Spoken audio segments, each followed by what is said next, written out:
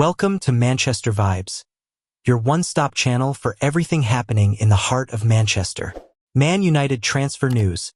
Jonathan David preference emerges as Rasmus Højlund makes Ruben Amorim claim.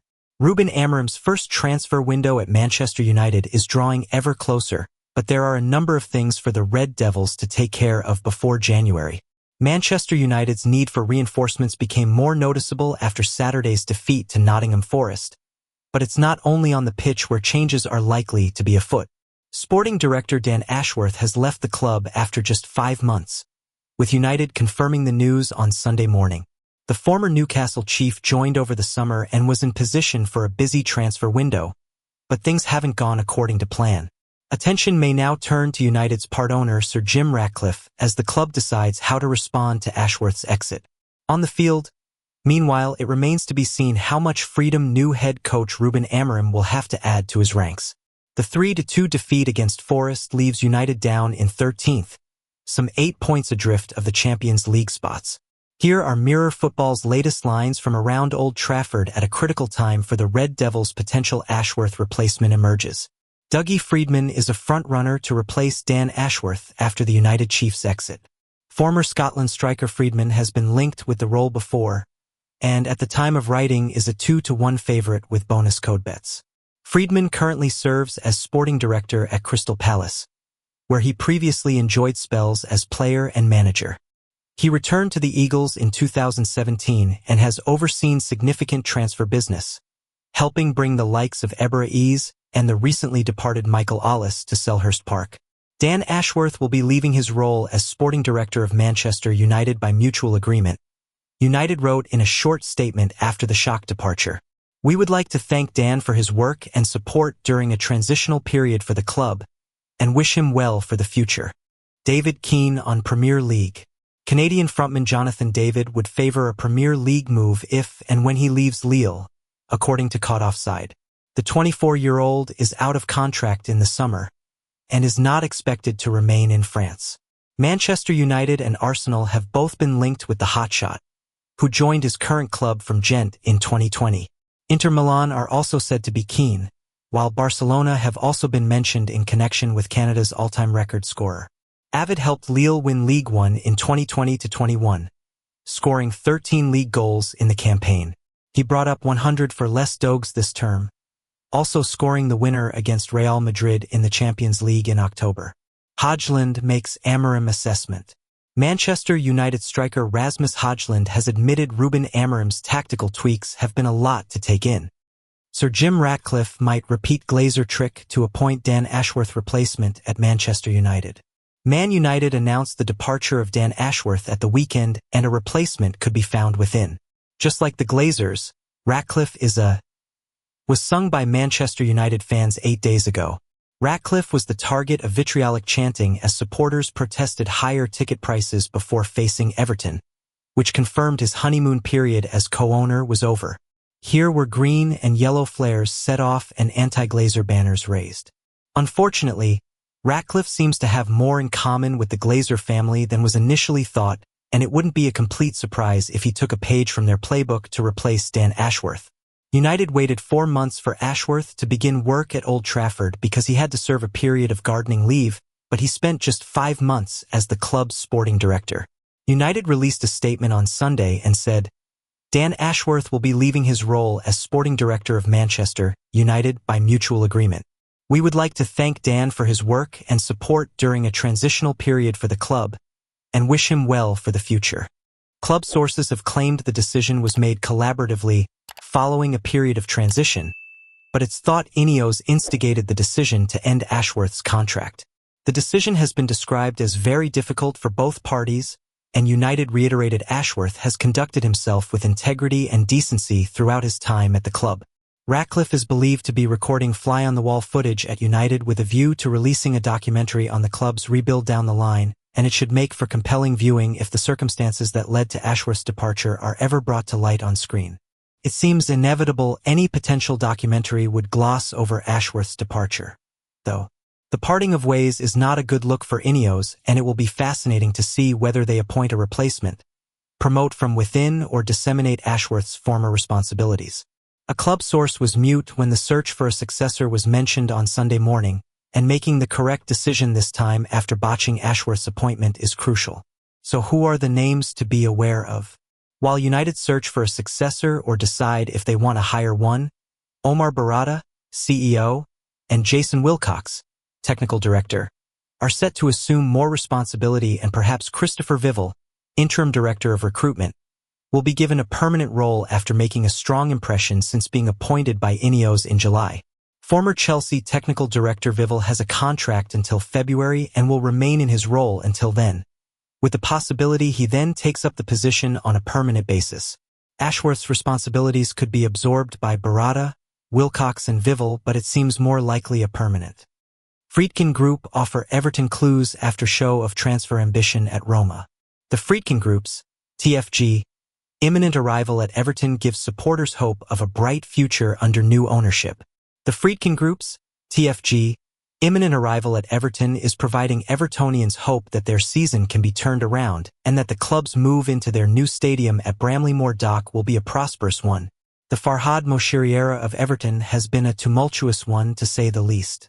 Since 2016, Everton have experienced 8 different managers, 3 relegation battles, and 10 points deducted.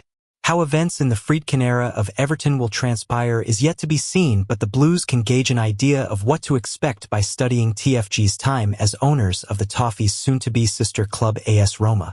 Dan Friedkin became president of Roma, with his son Ryan becoming the vice president, when TFG bought a 96% share of the Italian club for $591 million in August 2020. The club's economic position was not as tenuous as Everton's has been in the last few years, but it was certainly a weakness. The Americans' wealth quickly resolved this, however. With financial instability a common theme of the Moshiri era, the possibility of that no longer being the case as Everton enter 2025 will be a surefire way for TFG to win over fans early into their tenure. TFG inherited Paulo Fonseca as manager when they arrived at Roma and chose not to immediately part ways.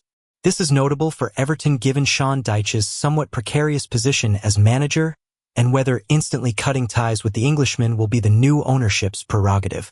While Roma's first season under TFG, 2021, doesn't give a clear indication of the Friedkins as owners given they had little influence, the following season gives more clues as to how TFG may act on Merseyside when they take over from Moshiri.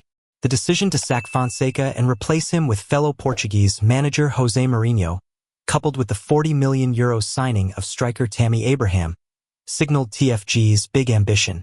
That ambition saw rewards the very same season as Roma were able to lift a trophy for the first time in 14 years when they won the inaugural Europa Conference League. It goes without saying that TFG would be deemed hugely successful owners if they were able to steer Everton in the way of silverware. Since that season, Roma have continued to acquire big names, in the form of Paulo Dybala and former Everton striker Romelu Lukaku. Progress has been stunted, however, with TFG yet to crack the top 4 in Italy during their tenure. The current season for Roma has had a tumultuous nature that Everton fans have experienced far too much and will be keen to avoid. Now in December, Roma are on to their 3rd manager of the season after club legend Daniele De Rossi and Croatian Ivan Juric have both received their marching orders, with Premier League winner Claudio Ranieri now at the helm. Man United clear to secure £33 million to £37 million signing of midfielder. Manchester United would have been hoping for a better start to life under Ruben Amorim, but apart from the first few games, the results have taken a downward turn. Back-to-back losses against Arsenal and Nottingham Forest might set the cat among pigeons. However, fans will have to be patient as success is not an overnight thing. Ruben Amorim is taking on a job of rebuilding a squad that hasn't been successful for the better part of the last decade, at least in the way expected of them. Most of this will have to do with bringing in the right signings, and this means good investments in the transfer market. One would have assumed that Dan Ashworth was brought in for that particular reason, but the sporting director has been let go just 5 months into the job. It remains to be seen who Man United go to, trying to solve the recruitment issue, and now, as per Caught Offside, the club want to sign talented Borussia Dortmund midfield star Felix Mecca, who has been impressive for the German club. Along with the Red Devils, Newcastle United are also clear to secure his signing. Man City logo Manchester City. Loading official content. Keep watching. Capable of playing both in defensive and attacking midfield, Mecca is a talented asset to have in the mix. The 24-year-old German has 3 goals and 2 assists in 19 appearances across all competitions so far this campaign. An interesting trivia to note here is the fact that midfielder came through the ranks of Manchester City, having progressed through their youth academy.